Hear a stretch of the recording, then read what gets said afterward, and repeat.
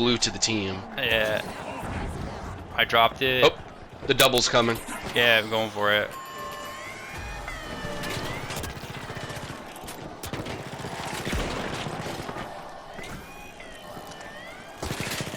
Trying to protect you. Good shit. Nice. Some people just don't have what it takes, and that's kind of brutal, but it's like they can only be good with a couple things, and that's okay. They're really good at what they're good at. That's what's interesting about them. Yeah. No, Leave it to the flamer. My buddy Jeff, oh fuck. My buddy Jeff plays heavy in a very specific way.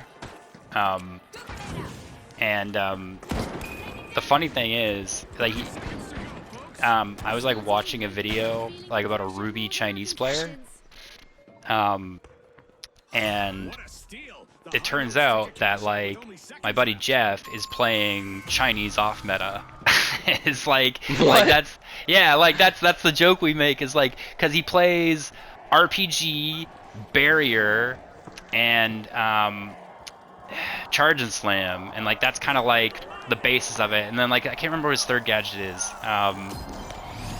but like it turns that's pretty much the exact kit that this Chinese RPG or this Chinese Ruby player plays, and he goes through this like explaining why, like, this was around the time like people didn't consider RPG to be very good.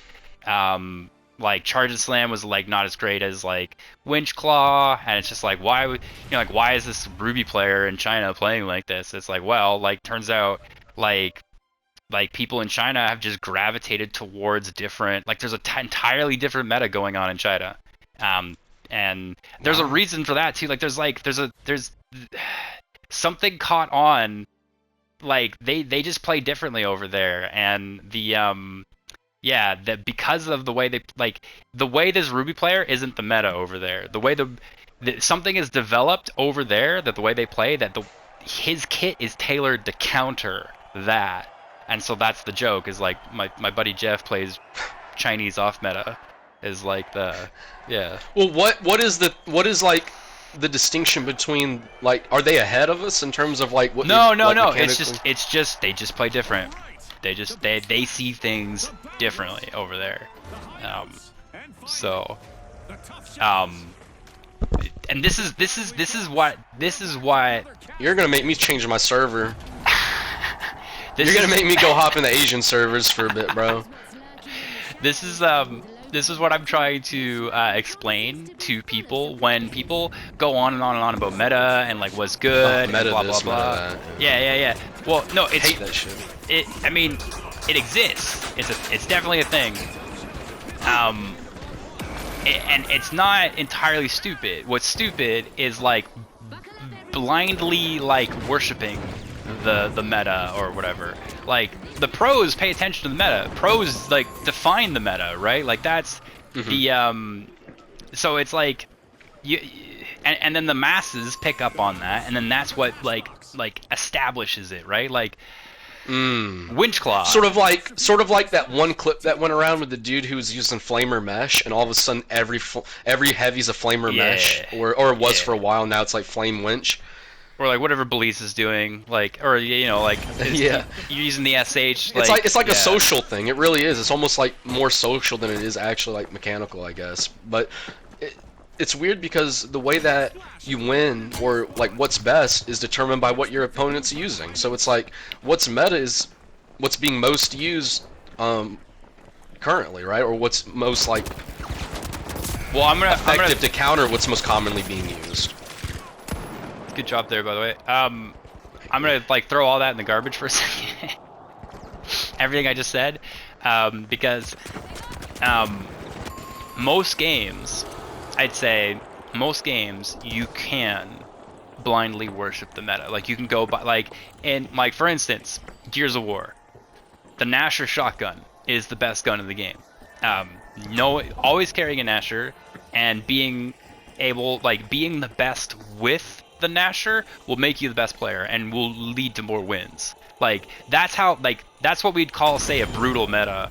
And actually, it really bothered the guys at Epic when they were making Gears of War that the Nasher shotgun was as like defining as it was. But because of the mechanics and because of the way like the sort of weapon ecosystem, each game the Nasher shotgun just was the best gun. And if they ruined it, like the thing is they nerfed it, the community would be upset. We enjoyed it. Like it was like the being good with the Nasher was like a point of pride, and like there was actually you could challenge somebody in a game and be like, hey, 1v1, let's go, who's better with the Nasher?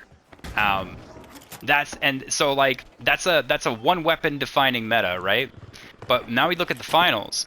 People talk about the finals in the same way that people talk about the Nasher. It's like, oh, if you're not using the Nasher, then you're not playing the meta, you're gonna lose.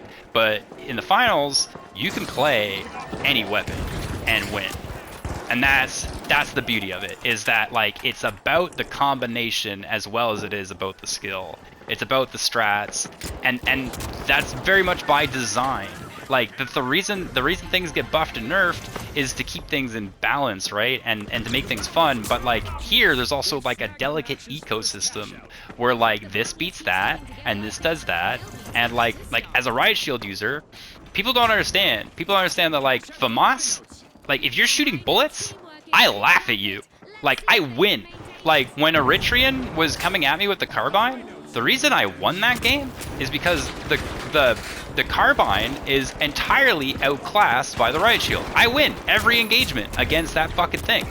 It's by design. I'm supposed to. If I fail in that engagement, that's a skill issue. But against a flamethrower or a sledgehammer, I'm fucked. The tables have turned.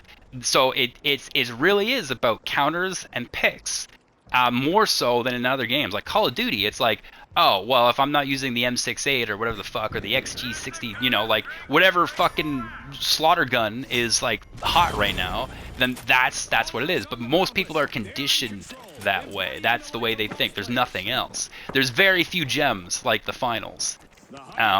So it's like, you know, you want to run a team of AKs and all three of you are like, that might be the strongest comp. 3 AKs. Like 3 just absolute shooters with AKs.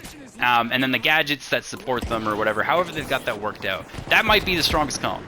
Or it could be 2 winches, 2 sledgehammers, and a sniper rifle. That could be the strongest comp. It's just the players who use them and how they're using it.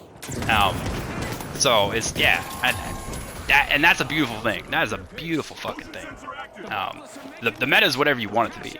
That's my opinion, in this game in particular. But honestly, that's such facts. And as you were saying all that, it's like I started thinking back to all the times I've heard people in this game say, oh, this is broken or that is broken.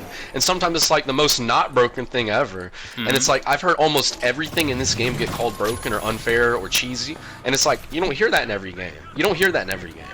And it's because people genuinely like associate their incapability to win with the weapon or the thing they're going against being too powerful in a very, like you said, delicate ecosystem in this. And I used to be very bad about it myself. Like, and every so often you'll hear me like bitch about a certain thing, but like in reality, it's so interestingly a skill issue for all of us. It's like if it was like Battlefield or Call of Duty, it'd be different, but it's not. Like, and you can go in Call of Duty, you can go in Battlefield, and you can like genuinely see when something is broken. Like remember the Bulldog from Battlefield 4? Yeah, that shit was ridiculous. Undeniably the best weapon in the game. But in this game, it's like you said, everything counters each other. And so if you feel like you're being countered, well, it's because your style isn't impenetrable. There's something going on there. Yeah. There's 2 APSs from 2 different teams. It's hilarious.